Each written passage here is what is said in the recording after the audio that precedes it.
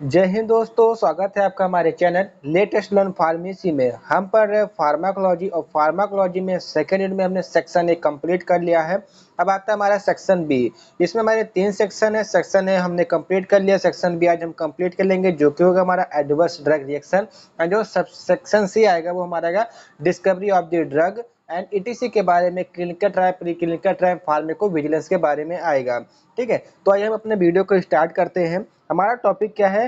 Adverse drug reaction. तो सबसे पहले हम अपना कॉन्सेप्ट क्लियर कर लेते हैं कि एडवर्स ड्रग रिएक्शन बोलते किसको है, एक एग्जांपल के तौर पे। ठीक है, एडवर्स ड्रग रिएक्शन को समझने के लिए सीधा मतलब है कि जब आप कोई ड्रग इंटेक करते हैं तो उसका फार्माकोलॉजिकल एक्शन तो शो होता ही है, लेकिन साथ ही साथ आपको टॉक्सिसिटी या उसके अनडिजायरेबल एक्शन कॉज हो जाते हैं। दैट्स नोन एज एडीआर, मतलब एडवर्स ड्रग रिएक्शन। ठीक है, अब इसको अगर एग्जांपल के माध्यम से समझना चाहें तो मार्केट में एक एंटीबायोटिक आती है जिसका नाम है एमोक्सिसिलिन। ठीक है, तो एमोक्सिसिलिन होती है, वो जब आप इंटेक करते हैं तो वो क्या करता है, लूज मोशन कॉज करा देते हैं बहुत सारे लोगों में। मैंने इसको अपने पर्सनल एक्सपीरियंस से देखा है कि मैंने जब अपने मेडिकल पे या अपने क्लिनिक पे मैं जब दवाइयाँ देता हूँ तो वहाँ पे मैंने देखा कि बहुत लोगों को मैंने इस बार एमोक्सिसिलिन की डोज दी तो उनको लूज मोशन कॉज हो गया। ठीक, तो लूज मोशन कॉज होना क्या हुआ, आपका अनडिजायरेबल एक्शन हुआ। मतलब आपने एंटीबायोटिक मेडिसिन ली थी किसके लिए, कि आपकी जो रोग प्रतिरोधक क्षमता है वो बढ़ जाए,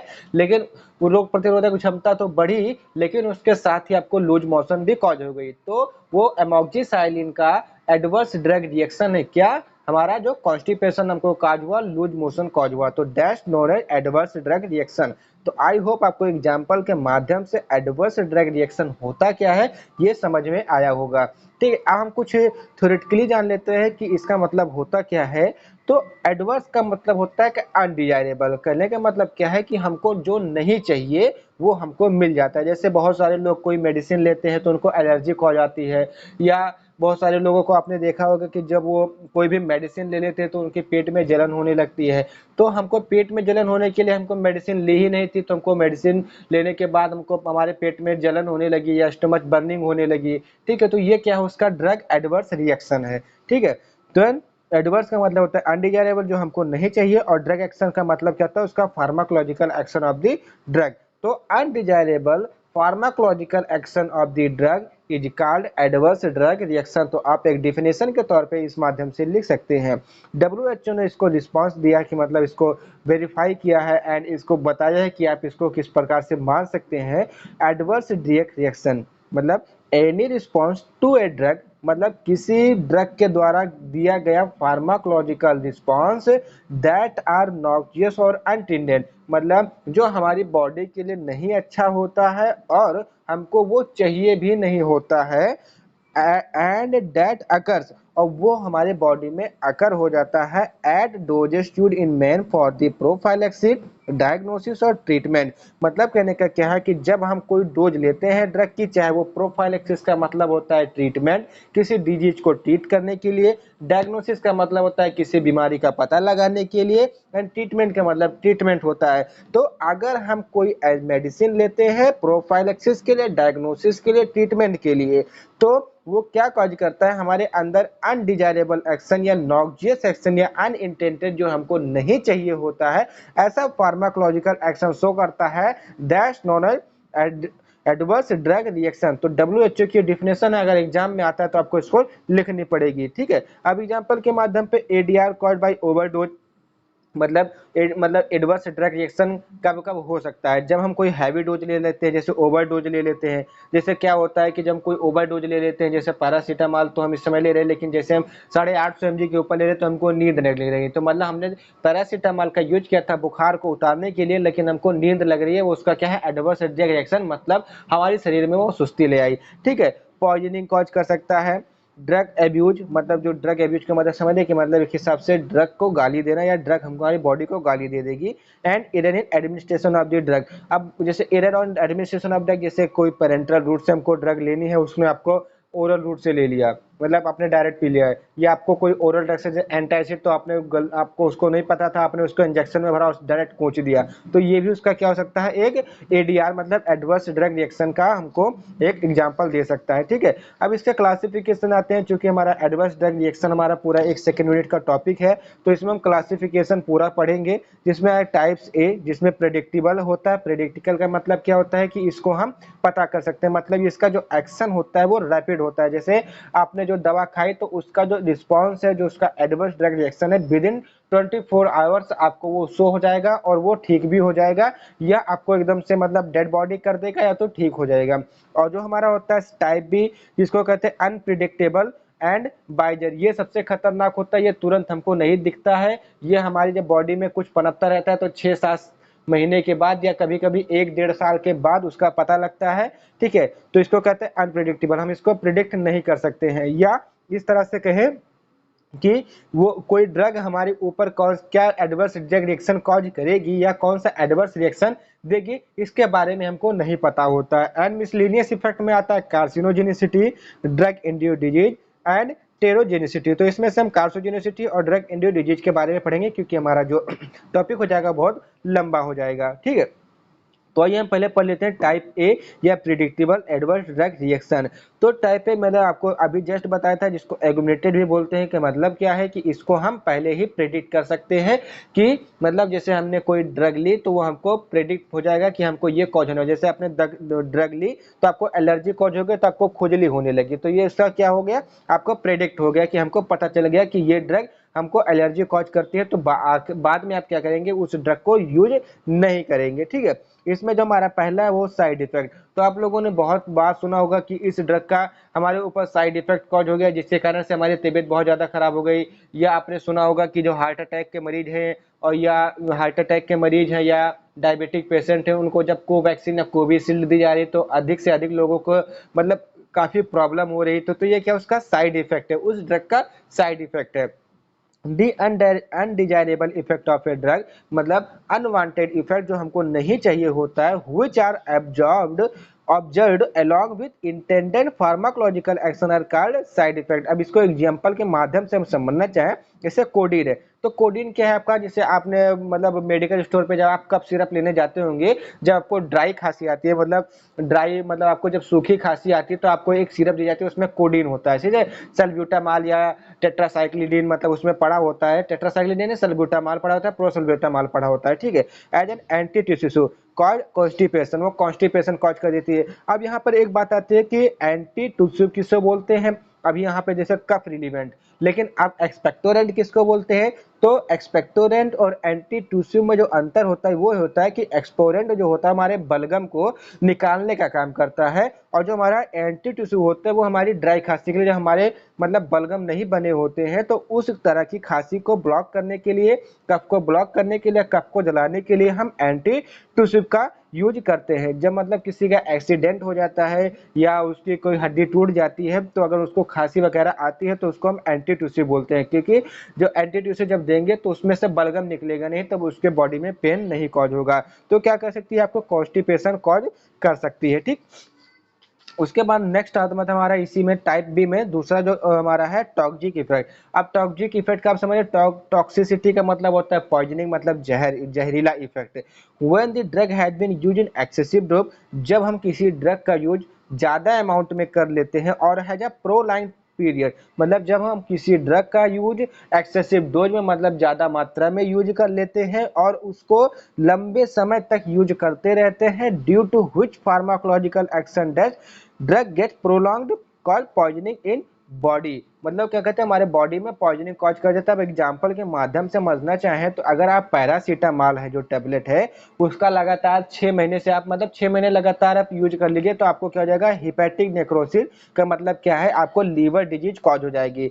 तो पैरासीटामॉल ने हमने खाया था किसके लिए, बुखार उतारने के लिए, लेकिन अगर हम लॉन्ग एडमिनिस्ट्रेशन या एक्सेसिव अमाउंट में उसका जब हमने एडमिनिस्ट्रेशन कर लिया अपनी बॉडी में, तो उसने क्या कॉज किया, हमको हेपेटिक नेक्रोसिस, मतलब जो हमारी लीवर है उसमें हेपेटिक नेक्रोसिस का मतलब होता है कि वहाँ की जो सेल है उसको डैमेज कर दिया और उसको थोड़ा बड़ा कर दिया। तो पैरासीटामोल का एडवर्स ड्रग रिएक्शन क्या होगा? Hepatic necrosis. वही दूसरा एग्जांपल बारबिटूरेट्स। तो बारबिटूरेट्स का क्या, हमारी एक सेडेटिव ड्रग है जो कि हमारे अंदर एक्साइटमेंट को मतलब बढ़ाती है। लेकिन अगर आप इसका प्रोलॉन्ग एक्शन मतलब प्रोलॉन्ग यूज करते जाएंगे, एक्सेसिव अमाउंट में करते जाएंगे, तो एक टाइम आपका ऐसा आएगा कि आप कोमा में चले जाएंगे, आपका जो नर्वस सिस्टम हो जाएगा वो फेल हो जाएगा। थर्ड एग्जांपल हमारा मॉर्फिन है। तो मॉर्फिन मतलब जैसे आप सुने होंगे कि मॉर्फिन जो लोग खाते हैं या जो लोग अफीम खाते हैं उनको थोड़ी सांस की तकलीफ हो जाती है, तो अगर आप लंबे समय तक मॉर्फिन का यूज करते हैं तो आपका जो रेस्पिरेटरी ट्रैक्ट है वो फेल हो जाएगा।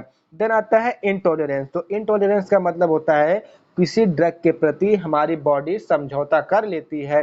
जैसे अभी हमने फर्स्ट स्टूडेंट में टॉलरेंस पढ़ा था, सेम इंटॉलरेंस होता है। इसका मतलब क्या होता है कि जब हम कोई ड्रग हम कुछ समय के लिए लेते हैं तो मतलब जैसे एग्जांपल के साथ समझिए कि जैसे हमको बुखार है, ठीक है, तो बुखार में हमने 500 mg की पैरासीटामॉल ली लगातार 7 दिन तक, ठीक है, तो 7 दिन तक हमको बुखार उतर गया। लेकिन 8वें दिन का ऐसा हुआ कि हमने 500 mg की पैरासीटामॉल ली, तो लेकिन जो हमारा बुखार है वो हमारा कम नहीं हुआ। तो इसका मतलब क्या है कि हमारी बॉडी ने 500 mg पैरासीटामॉल के साथ एक समझौता कर लिया कि अगर आप 500 mg आएंगे तो हम बुखार नहीं उतरने देंगे। तो आपने क्या किया, अपनी डोज को बढ़ा लिया और 650 mg की आप पैरासीटामॉल लेने लगे, जिसके कारण से आपका जो बुखार है वो उतर गया। इसी को बोलते हैं इंटॉलरेंस, ठीक है। तो sensitivity towards a drug is measured using Gaussian frequency distribution का मतलब किसी ड्रग की सेंसिटिविटी आपके बॉडी के ऊपर कितनी है, इसको हम गॉसियन फ्रीक्वेंसी डिस्ट्रीब्यूशन कर्व के माध्यम से समझ सकते हैं। एग्जांपल के तौर पे क्लोरोक्यून रिस्पांस वॉमिटिंग, मतलब जो हमारी एंटी मलेरिया ड्रग आती है हाइड्रोक्सीक्लोरोक्यून या क्लोरोक्यून, वो उसका रिस्पांस क्या होता है, हमको वॉमिटिंग कॉज करवा देती है, abdominal pain in some individual, और कुछ लोगों में एब्डोमिनल पेन भी कॉज कर सकती है, ठीक है। देन आता है उस ड्रग का सेकेंडरी इफेक्ट, मतलब सेकेंडरी इफेक्ट से आप ये समझिए कि उस ड्रग को हमने किसी पर्पज के लिया तो उस ड्रग ने अपना पर्पज तो पूरा किया ही किया, लेकिन साथ में कुछ ना कुछ उसने हमारे बॉडी में एडवर्स रिएक्शन को शो कर दिया। जैसे एग्जांपल के माध्यम से समझना चाहे तो एजिथ्रोमाइसिन। तो एजिथ्रोमाइसिन क्या है, आपकी एक एंटीबायोटिक ड्रग है। तो ठीक है, तो एंटीबायोटिक ड्रग क्या है, तो वो क्या करते हैं, आपको थोड़ा इम्यून सिस्टम को बूस्ट कर देती है और क्या करते हैं, जितने भी बैक्टीरियल इन्फेक्शन आपके अंदर होते हैं वो मिट जाते हैं। लेकिन वहीं पर अगर हम एजिथ्रोमाइसिन का प्रोलॉन्ग यूज करेंगे तो हमको डायबिटीज कॉज हो जाती है। ये WHO की रिपोर्ट है कि लॉन्ग टर्म के लिए एजिथ्रोमाइसिन का यूज हम नहीं कर सकते हैं। ओनली 6 मतलब डोज के रूप में आप 6 खुराक ही दे सकते हैं। 6 खुराक से ऊपर आप एजिथ्रोमाइसिन की मेडिसिन या एजिथ्रोमाइसिन आप किसी को नहीं दे सकते हैं, ठीक है। तो वही यहाँ पे शो करने की एजिथ्रोमाइसिन ने क्या किया कि आपके रेस्पिरेटरी ट्रैक्ट को फाइनल तो कर दिया, ठीक तो कर दिया, लेकिन वो उसने अपनी जगह पर एक जगह बना लिया, वो आगे चल के आपको डायबिटीज कॉज कर सकता है, ठीक है। The drug show on effect, मतलब ड्रग अपना इफेक्ट तो शो करेगा ही, but also show undesirable action, मतलब जो हमको नहीं चाहिए होगा ऐसा भी वो शो करेगा। फॉर एग्जांपल के तौर पर जैसे टेट्रासाइक्लिन है, तो टेट्रासाइक्लिन का यूज हमारे का क्या एक एज एंटीबैक्टीरियल होता है, ठीक है। टेट्रासाइक्लिन हमारी एंटीबैक्टीरियल ड्रग है, तो क्या कहता है बैक्टीरियल फ्लोरा कॉज, मतलब क्या कहते हैं जो बैक्टीरियल फ्लोरा होता है उसको इनहिबिट कर देता है, और जब ये बैक्टीरियल फ्लोरा को इनहिबिट कर देगा तो वहां पर आपका सुपर इन्फेक्शन हो जाएगा। सुपर इन्फेक्शन का मतलब समझिए कि जैसे मतलब क्या हो जाएगा कि वहां पे कुछ घाव टाइप का हो जाएगा, वुंड टाइप का हो जाएगा। तो आपने जो मतलब टेट्रासाइक्लिन लिया था इनहिबिट करने के लिए बैक्टीरियल फ्लोरा को, और आपको क्या है सुपर इन्फेक्शन कॉज हो गया, लेकिन वो जो इन्फेक्शन होगा बैक्टीरियल इन्फेक्शन नहीं होगा, मतलब जो आपको इन्फेक्शन होगा टेट्रासाइक्लिन से वो बैक्टीरियल इन्फेक्शन ना हो करके वो आपको एक जनरल इन्फेक्शन होगा, मतलब वहां पर आपका थोड़ा सा कट जाएगा या हल्की सी ब्लीडिंग होने लगेगी। देन आता है ड्रग विड्रॉल इफेक्ट, मतलब आप जब कोई ड्रग को विड्रॉ अपनी बॉडी से बाहर निकालते हैं तो उसका क्या इफेक्ट होता है। The effect occur become a drug dependence, जैसे कुछ लोग दारू वारू पी लेते हैं, ठीक है, तो क्या करते हैं कि जब आप उनको दारू जब पी लेते हैं तो अगर आप उनको दारू को निकालने की कोशिश करते हैं तो वो वोमिटिंग करते हैं। तो मतलब दारू के साथ साथ उनका अंदर जो भी पेट में अंदर होता है, चाहे वो खाना हो या पानी हो कुछ भी हो, वो सब बाहर निकलता जाता है। तो ये होता है drug withdrawal effect. For example के तौर पे डिसकंटिन्यूटिंग द यूज ऑफ कोलिडीन, मतलब कोलिडीन का जैसे कफ सिरप है उसको आप मतलब ज्यादा समय के लिए यूज करते हैं कोलिडीन का, तो क्या कहता है आपको हाइपरटेंशन मतलब हाई बीपी कॉज करवा सकता है, ठीक है। उसके बाद आता है हमारा टाइप बी अनप्रिडिक्टेबल या बाइजर एडवर्स ड्रग रिएक्शन। जैसा कि नाम से आप समझ सकते हैं, इसको बोलते हैं अनप्रिडिक्टेबल, मतलब आप इसको प्रिडिक्ट नहीं कर सकते हैं कि आपको ये ड्रग आपके ऊपर कौन सा एक्शन शो करेगी, कौन सा एडीआर कॉज करेगी। तो इसमें जो पहला वो क्या है, इडियोसिंक्रेसी। तो इडियोसिंक्रेसी हमने फर्स्ट यूनिट में ही पढ़ा था कि इडियोसिंक्रेसी का मतलब क्या होता है, तो उसको आप फिर से रिवाइज कर लेते हैं, उसके बाद इस थ्योरेटिकल पे आते हैं। तो इडियोसिंक्रेसी का मतलब क्या होता है कि किसी एक पार्टिकुलर ड्रग का किसी एक इंडिविजुअल बंदे पर या इंडिविजुअल आदमी पर उसका जो इफेक्ट होगा वो एडवर्स इफेक्ट शो करेगा, लेकिन ये सभी के लिए सभी के ऊपर नहीं शो करेगा। मतलब एग्जांपल के तौर पे आपने अगर पैरासीटामोल ले रहे हैं, तो अगर आपको कॉन्स्टिपेशन कॉज कर रहा है तो वो आपको इंडिविजुअल कॉज करेगा, सबके लिए नहीं। अगर सबके लिए होता, मतलब इसका कहने का मतलब क्या है कि ये एक मतलब एक के लिए होता है, सभी के लिए नहीं होता, कुछ लोगों में होता है। जैसे फॉर एग्जांपल के तौर पर जिनमें ग्लूकोज 6 फॉस्फेट की कमी पाई जाती है, तो अगर वो जब एंटी मलेरिया ड्रग जब इंटेक करते हैं तो उनको क्या काज हो जाता है, मतलब उनको हाइपरटेंशन की प्रॉब्लम हो जाती है। तो क्या है idiosyncrasy, the abnormal response shown और एडमिनिस्ट्रेशन ऑफ द ड्रग, मतलब जब कोई भी ड्रग इंटेक करते हैं, एडमिनिस्ट्रेट करते हैं, तो जो उसका एबनॉर्मल मतलब अनडिजायरेबल रिस्पांस है ऑन इंडिविजुअल पर्सन, मतलब एक किसी इंडिविजुअल पर्सन पे, ना कि सभी पर्सन पे। This cause because of genetic defect in the patient. ये कब कॉज होता है, जब उसके अंदर जेनेटिक डिफेक्ट होता है तब। ठीक है, the study of इडियोसिंक्रेसीज called pharmacogenetics, मतलब जो इडियोसिंक्रेसीज की स्टडी होती है उसको बोलते हैं फार्माकोजेनेटिक्स। ठीक है, एग्जांपल के तौर पे अगर हम समझना चाहें, तो अगर आप कुछ लोगों में ऐसा होता है जब वो क्यूनिन और क्यूनिडीन का यूज करते हैं या एडमिनिस्ट्रेट करते हैं तो उनको अस्थमा कॉज होता है, vascular collapse, cramps, diarrhoea ETC cause होता है जब वो क्यूनिडीन एंड क्यूनिन कर लेते हैं, मतलब एंटी मलेरिया ड्रग जब लेते हैं तो उनको अस्थमा कॉज हो जाता है या कोलपास कॉज होता है, क्रैम्प्स कॉज हो जाता है। ठीक है, देन इसमें जो सेकंड क्लासिफिकेशन के अंतर्गत आता है वो क्या होता है, हाइपर सेंसिटिविटी या एलर्जी, मतलब किसी ड्रग के प्रति हमारा जो इम्यून सिस्टम है वो ज्यादा काम करेगा। मतलब क्या करेगा कि इम्यून सिस्टम क्या, मतलब हमारा रिस्पांस ज्यादा देगा, तो वही हाइपर सेंसिटिव, मतलब उसके प्रति ज्यादा सेंसेशन देगा, संवेदन हो जाएगा, संवेदनशील हो जाएगा। In appropriate immune system response, मतलब कि उसको तौला नापा नहीं, बस डायरेक्ट उसने अपना इम्यून सिस्टम रिस्पांस दे दिया by the body to a drug called drug hypersensitivity. This allergy does not cause by higher dose और ड्रग डिपेंडेंस, मतलब जो ये हाइपर सेंसिटिविटी या एलर्जी होती है वो किसी ड्रग की लॉन्ग प्रोलॉन्ग्ड एडमिनिस्ट्रेशन के कारण नहीं होती है और ना ही वो हायर डोज लेने के कारण होती है। It occurs due to sensitisation of the patient, मतलब वो उस पेशेंट की उस ड्रग के प्रति कितनी मतलब संवेदनाएं हैं या क्या क्या संवेदनाएं हैं इसके ऊपर निर्भर करती है या निर्भर करती है। ठीक है, टाइप्स ऑफ हाइपर सेंसिटिविटी, मतलब हाइपर सेंसिटिव कितने टाइप के होते हैं, आईजीई मेडिएटेड हाइपर सेंसिटिविटी। तो आईजी हमको जेनेटिक तौर पे मिलता है, मतलब हमको अपने मदर से मिलता है, और आईजीईई एक इम्यून सिस्टम होता है जो बच्चे को जब पैदा होता है तो 6 महीने तक उसी को, मतलब उसका इम्यून सिस्टम उसी के ऊपर काम करता है। It occurs immediately with in the minute and disappear after 2 to 3 hours, मतलब यही सबसे बेटर होता है, क्यों, क्योंकि अपना तुरंत एडवर्स इफेक्ट भी देगा और 2 से 3 घंटे में आपका ठीक भी हो जाएगा। देन दूसरा एंटीबॉडी मेडिएटेड हाइपर सेंसिटिविटी, मतलब साइटोटॉक्सिसिटी, इसका मतलब क्या है कि सेल के अंदर टॉक्सिसिटी कॉज हो जाती है। It occurs within the 72 hours, इसका जो टाइमिंग होता है वो 72 घंटे के अंदर शो होने लगता है। जैसे आपने कोई ड्रग लिया, वो होस्ट प्रोटीन से जाके बाइंड कर लिया एंड फॉर्मेशन ऑफ एंटीजन, उसने एंटीजन का फॉर्मेशन कर लिया, then production of antibody stimulate, तो उसने क्या एंटीबॉडीज के स्टिमुलेशन मतलब प्रोडक्शन को बढ़ा दिया, जिसके कारण से आपके जो क्यों हुआ कि आप उस ड्रग के प्रति, मतलब इस ड्रग के प्रति ज्यादा संवेदनशील है as compare to other person. Then आता है हमारा immune complex mediated hypersensitivity, मतलब जिसको बोलते हैं retarded hypersensitivity. In this antibody bind with the foreign antigens, मतलब इसमें क्या होता है एंटीबॉडीज और एंटीजेंस दोनों आपस में इंटरेक्ट कर जाते हैं, लेकिन जो एंटीजेंस होंगे वो फॉरेन होंगे। फॉर्म इम्यून कॉम्प्लेक्स, जो क्या करते हैं इम्यून कॉम्प्लेक्स फॉर्म कर लेते हैं और क्या कॉज करते हैं इन्फ्लामेटरी रिस्पॉन्स, आपकी बॉडी में इन्फ्लामेटरी, चाहे वहाँ पे रेडनेस ले आएंगे या स्वेलिंग ले आएंगे या वहाँ पे थोड़ा मतलब मसल्स में पेन ले आएंगे, तो इन्फ्लामेशन कॉज हो जाएगी। तो एग्जाम्पल के तौर पे glomeruli nephritis and arthritis. Then आता है हमारा मिसलिनियस क्लासिफिकेशन, जिसमें हमारा कार्सिनोजेनिसिटी।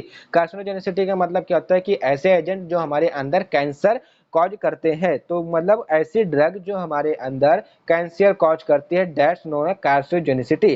Carcinogenicity refers to ability of a drug to cause cancer. मतलब कार्सिनोजेनिसिटी क्या होती है? एक ड्रग की एबिलिटी होती है कि आपके अंदर कैंसर कॉज कर सकता है। एग्जाम्पल के तौर पे prolong use of oestrogen without progesterone, ये हमारे फीमेल हार्मोन है। अगर आप एस्ट्रोजन का यूज करते हैं ज़्यादा समय के लिए, उसके साथ आप प्रोजेस्टेरोन यूज नहीं करते हैं, ठीक है, तो वो क्या आपके कैंसर कॉज कर सकती है। वुमेन में नियर अबाउट 55% जो वुमेन्स में कैंसर होता है वो इसी के कारण से होता है। तो आई होप आपको एडवर्स ड्रग रिएक्शन पूरा समझ में आ गया होगा।